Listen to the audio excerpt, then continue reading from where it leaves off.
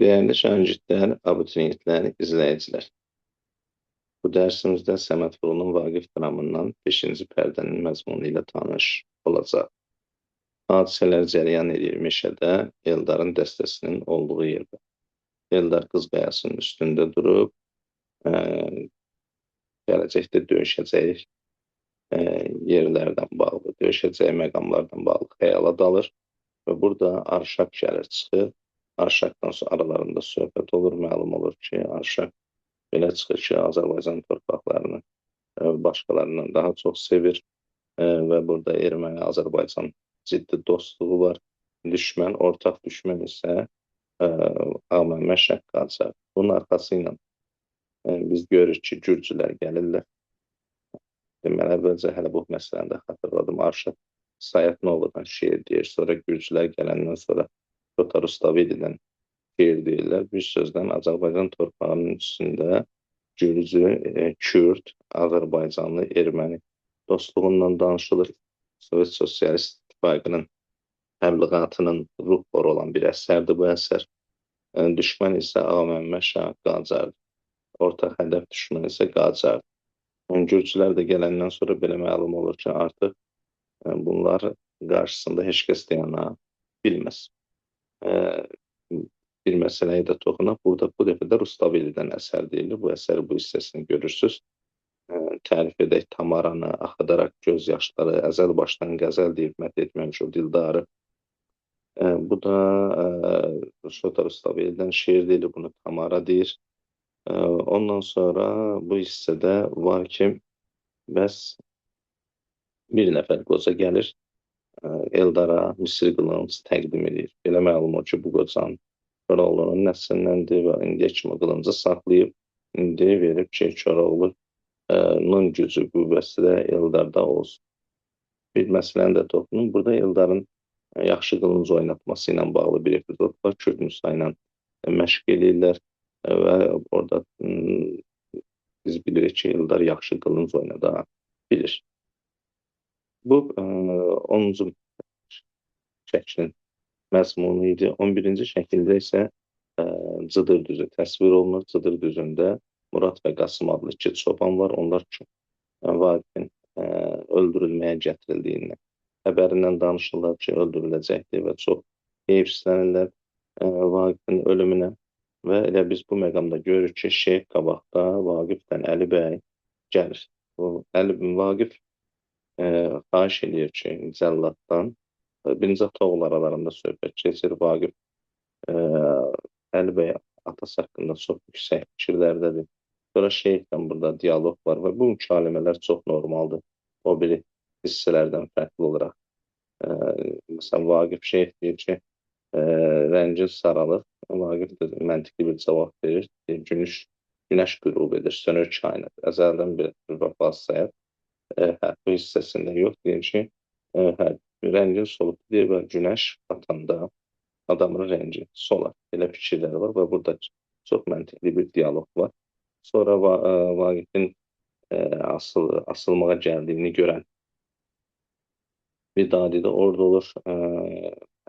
Qacara müraciət edir, qıymamağı tapşırır. Amma Qacar ona söyləyir ki, görürsən ki, bu mənim düşmənimdir. Çünki Vaqif yenə Qacara cavab verir.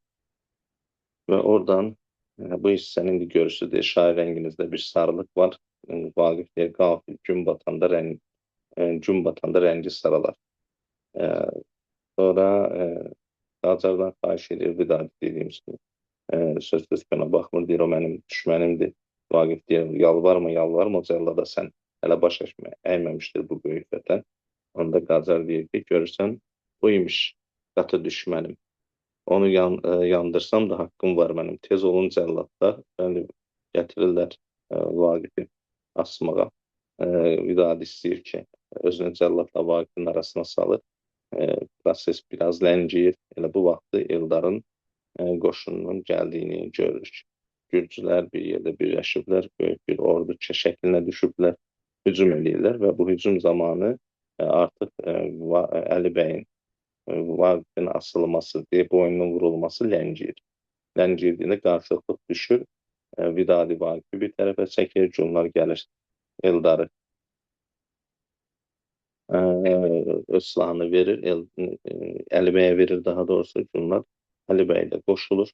Döyüşə hətta bu döyüş məqamında biləsiniz ki, Şeyxdən vəzir qaçanda Əli bəy Şeyxi vurub qayadan salır. Yəni Şeyxi də öldürən Əli bəy olur. Və bu Eldar Qacar qaçmaqdan imtina edir. O düşünür ki, adlı Cahangirə Eldar nə eləyə bilər ki? Burada bir diyalog da var aralarında. Mən Qacar nəsliyəm, şahlar şahıyam. Mən də yer üzünün bir Allahıyam. Onda Eldar deyir, gəl çolu çırıq kəndliyəm, mən də şahla vuruşam yeri gələndə. Bu qaçmamışdan qabaq dediyi sözü də istəyirsiniz. Diqqətimizə çatdırım. Şahın vuruşmağa gəlir ki, Eldar, gəl qaçaq, ata toxunar. Yox, bəsdir, basacaqdır gədənin biri, göylər hökm edən bir Cahangiri. Buna elə bir cavab verir.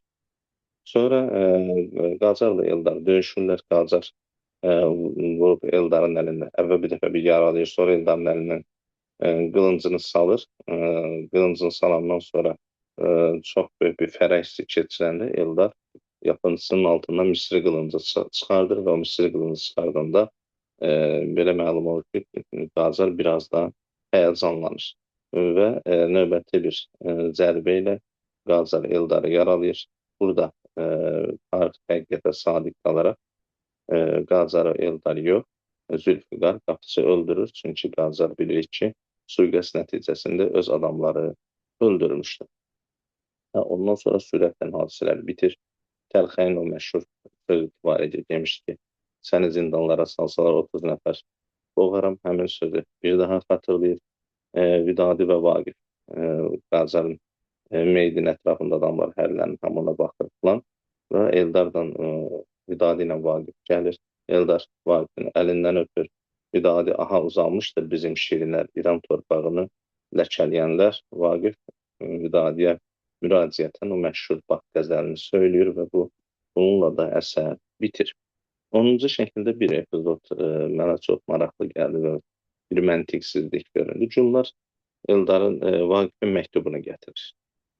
Həmin məktubda daha ki, özünün xilas edilməsi xahişini eləmiş olur. Amma mən orada bir şeyi anlaya bilmədim. Daha doğrusu buradakı yenə məntiqsizliyi tuta bilmədim.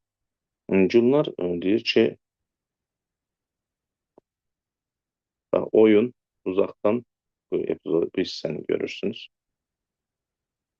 Deyir, oyun uzaqdan tüfəngsə seçilir, Gülnar gəlir, hamı ayağa qalxır. Eldar özünü qabağa verir, Gülnar kəlayağını açaraq Eldarın qarşısında atır. Bu zaman bunu anlaya bilmirəm ki, niyə? Biz bilirik ki, bir qadının öz kəlayağısını, şalını açıb döyüşənin, bu harbi eləyənin qarşısına tullayanda, qan davası olan adamın qarşısına tullayanda onlar döyüşdən, qan töhməkdən vaz keçərlər o qadın örpəyinin hörmətinə. Burada isə məktubu gətirib verəndə, çünki Gülnar kəlayağı niyə Eldarın qarşısında yer atmalı idi? Bu da mənim üçün anlaşılmaz qalıb. Demək, əsərin bədii xüsusiyyətləri, bir də ümumi bəzi fikirlər söyləyək ki, əsər 5 pərdədən ibarətdir, 11 şəkildən ibarətdir. Hər pərdə özü 2 şəkildən ibarətdir, bircə 3-cü pərdə 3 şəkildən ibarətdir. Şeir başdan ayağa nəzmlədir, sözsüz ki, remarkaları nəsirdəndir, nəzmdə olan əsərlərdə də remarkaları nəsirdə olur. O cümlədən Səməd Vurğunun Vaqif dramında da. Əsər heca vəznində yazılıb, amma əruz vəznindəki şeir nümunələrinə də rast gəlirik.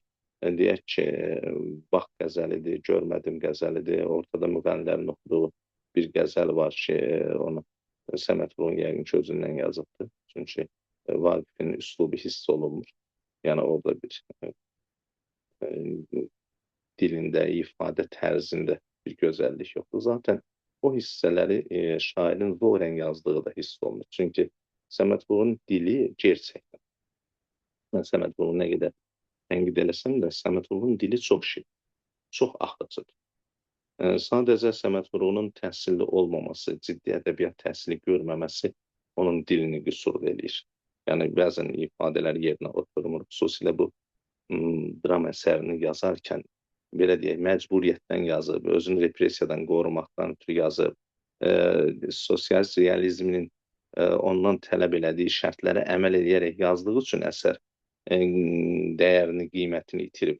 Bu gün üstündə ümumiyyətlə ədəbiyyat üstündə dediyim kimi dili də gözəl deyil. O ifadələr, mükaləmələr, danışıqlar, dialoqlar yaxşı qurulmuyor. Amma Səməd Vurğun gerçəkdən təbinə görə 20-ci əsrin ən böyük şairlərindən biridir. Onun dili Səməd Vurğunun gerçəkdən gözəl. Sözsüz ki, yaxşı təhsil də almış olsaydı, sosial realizminin tələbləri də olmasaydı, Səməd Vurğun çox böyük bir şair ola bilərdi. Amma Səməd Vurğunun haqqında biz tənqidi fikirlər söyləməyimizin səbəbi odur ki, Səməd Vurğun layiq olduğundan böyük dəyər, qiymət görüb. Yəni, daha çox qiymətləndirilib. Burada adam belə fikirləşir ki, Səməd Vurğunun yaradıcılığında nə qədər böyük əsərlər var ki, nə qədər gözəl əsərlər var ki, Səməd Vurğunun digər şairlərdən, deyək ki, Rəsul Rzadan ya Süleyman Rüstəmdən üstün edir. Məsələ belədir, amma Səməd Vurğun gerçəkdən təbii, gözəldir. Onun dili şirindir, xalq danışıq dilinə çox yaxındır. Hətta onun dilində olan inversiyalar belə çox təbiidir, sanki danışdığımız kimidir. Məsələn, bir Azərbaycan şeirinə baxırsan, məsələn, heç inversiya zadı yox. El bilir ki, sən mənimsən, yurdum, yuvam, məskənimsən, anam doğma vətənimsən. Ayrılar mı könül canım? Azərbaycan, Azərbaycan. Məsələn, dil çox şirin. Amma burada, yenə deyirəm, Səməd Vurğunun dilə yaxşı bələdliyi olmuyor. Məsələn, könül candan ayrılar mı? Könüldən can ikisi də eyni şeydir. Könül də qəlbdir, ruh deməkdir, can da qəlbdir, ruh deməkdir. Səməd Vurğun burada can sözünü yəqin ki, bədən yerində işlədibdir. Könül bədəndən ayrılmaz. Yəni, ayrılanda insan ölər, məhv olar, gedər, həyatı sona çatar. Və burada qafiyənin xatirinə məzmunu, demək, forma məzmunu basıb ayaqlar altına alıbdır. Və nəticədə nə olubdur? Bu gün bir can deyəndə bədən başa düşür. Halbuki biz Xətainin, Füzulinin dilində, Nəsiminin dilində canın, ruh, bədənin, fiziksel hissənin bədən olduğunu, gövdə olduğunu görürük. Məşhur Xətainin, Nəsiminin ayrılır, gövdədən can ayrılır ifadəsi var. Yəni, bədəndən can ayrılır. Can ruhdur. Füzuli də deyir ki, can sözdür, əgər bilirsə insan. Sözdür ki, deyirlər özgədir can. Yəni, canın timsalı sözdür. Yəni, insanın ruhunu, insan öz ruhunu, qəlbini sözlə ifadə edir. Yəni, bədənini eləmir ki. Amma dediyim kimi, Səməd Vurğunun təbi həqiqətən gözəl olub. Amma bu gözəl təbli şairimiz Sovet dövründə yaşadığı üçün əsərlərində bir ciddi şəkildə, xüsusilə bu Vaqif əsərində böyük zəiflik var. Səməd Vurğunun şairinə tez qocaldın sən, o şeirin də son bəndində yenə problem var. Yəni, şair səmimi yazır, amma sonra yenə ideologiyanın baxışlarını nəzərə almalı olur. Ceyran gözəl Ceyran şeiri var. Azərbaycan şeiri sözsüz ki, Əhməd Cavablar bir nəziri olaraq yazılmış olsa da, ondan təsirlənərək yazılmış olsa da çox gözəl şeirdir. Bəli, şeir dedik, poem, dram əsəri başlanır. Heca vəznindədir, içində əruz vəznində şeirlər də var. 11 hecalı ölçüsündə daha çoxdur. Sonra 14 hecalı şeir ölçüsü də var. 7 hecalı, səhv eləmirəmsə də şeir ölçüsü var idi. Əsər baş qəhrəman Vaqifdir. Ağa Məmməd Şah Qacar işğalçı kimi təqdim olunur. Başqa nöqteyi nəzərdən baxsaq, Qacar bütöv Azərbaycan dövləti yaratmaq istəyirdi və az qala da yaratdı. Sözsüz ki, Şimali Azərbaycanı Rusiya işğal elədi və biz o vaxtdan bura Cənubi Azərbaycandan ayrı düşmüşük. Sonra əsər Vaqifin və onun tərəfdarlarının qələbəsi ilə bitir. Qacar işğalçı şəxs kimi çox mənfi obraz kimi təqdim olunubdur. Hətta Şalikon belə dilindən Ağa Məmməd Şah Qacarın xacə olmasına bir işarə var. Çox alçaldıcı ifadədir. Məsələn, Səməd Vurğun necə olubdur? Müsbət qəhrəmanlarının nitqinə belə sözlər verib, elə bil dediyim kimi, Səməd Vurğunun təhsilsizliyi onun nitqində müsbət qəhrəmanlarının nitqində problemlər yaşadır. Mən ifadəni dilimə almaq istəmirəm və burada qaralayıram bu Qacar haqqında dediyi ifadə həqiqətən iyrəncdir, ürək bulandırıcıdır.